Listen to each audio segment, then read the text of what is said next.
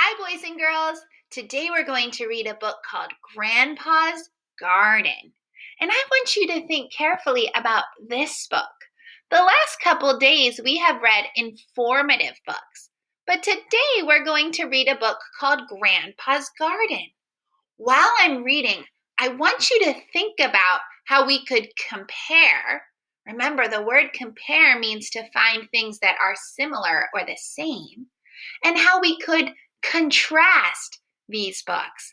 Contrast means to find out how they're different. So while we're reading, we're thinking about how these books are the same and how these books are different. Grandpa's Garden. Is it spring, Grandpa? Can we begin? The days are still short and the light is sharp like lemon juice, but here and there green spears have pierced the soil. Soon there will be daffodils. Snuggled deep in my hat and scarf, I tramp in Grandpa's footsteps to the vegetable patch at the garden's end. I try to dig, but the ground's too hard. It's no use, Grandpa. Everything's dead. He chuckles, and his eyes are full of summer. It's only sleeping, Billy. Come and see. Have you noticed anything similar about this book to the other books that we've read? Talk to your learning coach and then unpause the video. I'm glad you're back. I hope that you mentioned that this is about growing things just like our last two books were about. Now let's think about how these might be a little different. Do you notice something a little different? Pause the video, discuss with your learning coach. Oh, boys and girls, I hope you noticed that this book is more of a fake fiction book. There's a story with characters. The setting is outside in a garden. It's a story about Billy and his grandpa. So it's not necessarily built to or written to inform us or persuade us, but it might all be written to entertain us too. That doesn't mean we won't learn something, we might, but the author's purpose was really to entertain us with a story. One slice of his spade and the soil turns inside out. Beetles, bugs, and wriggling worms are busy breaking up the earth. Look how hard they work, says Grandpa. Shall we help them? So we dig and dig. All that digging makes my tummy rumble. Grandpa says the soil is hungry too, waking up after such a long sleep. We need to feed it or nothing will grow. All year long, he's cooked a steaming compost heap. Nothing is wasted. Vegetable peelings, lawn cuttings, every fallen leaf. And now it's rich and dark and sweet and ready to spread on our vegetable beds. And then we wait. It's hard to wait. Boys and girls, this is the compost we talked about when we were learning about Earth Day and how we can take some of those things that we ordinarily throw in the garbage and make a compost out of them so that they decompose and go back into the soil. And we can even use that extra nutritious soil to grow plants in a garden. Do you remember the rule if you're going to put something in compost? Try to remember what the rule. It had to have been alive. I hope you remembered it had to have been alive, like a vegetable peel or cut grass. Those things used to be alive. It's warmer now and lighter. Leaves uncrumple soft as silk on waking trees. Grandpa crumbles earth like chocolate cake. Ready, Billy? It's planting time. We comb the soil smooth with our rakes and mark out lines with sticks and string. Peas and beans and pumpkin seeds need tucking in with careful fingers. We sow carrot seeds in tidy rows, but I like scattering lettuce seeds into the breeze. Grandpa says they'll grow wherever they fall. Grandpa has sprouted trays of potatoes. We bury them and pat the soil around, and then we wait. It's hard to wait. Every day I run to look, but there's nothing there. Grandpa, I wail, why is it so slow? Patience, Billy, Grandpa smiles.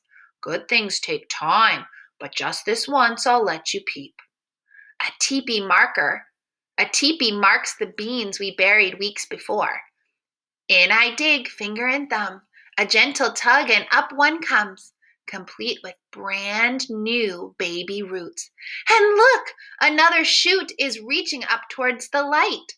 There, says Grandpa, not long now, but it's still hard to wait. Look at that.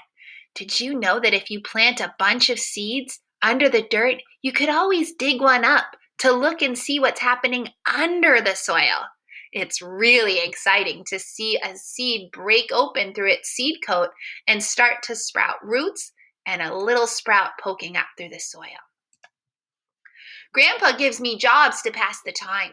Here, with my watering can, I'm rainmaker, cloud shaker, sprinkling rainbows on thirsty soil. And now, as if by magic, spring bursts in and everything grows.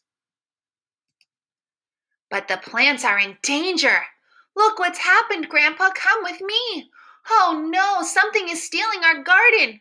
I spy slimy slugs and snails, caterpillars too, and I see aphids and black flies feasting on young, frail leaves. We can't wait. There isn't time. But Grandpa doesn't seem to mind at all. Have a look around, Billy, he says. Tell me who you can see and tell me how they protect the garden. Be quiet, mind you. Very quietly, I start exploring. I find hungry frogs and snuffling hedgehogs.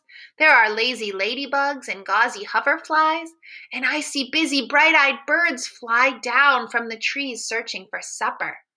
They're the best friends we could have, says Grandpa. He's right. Our friends help keep those bugs at bay, and Grandpa knows a trick or two. Everything's growing now in the summer sun, scrambling higher, squabbling for space. Grandpa shows me how to pull out weaker plants and greedy weeds. We squeeze some room for baby plants, tomatoes, cucumbers, and strawberries, grown in Grandpa's greenhouse.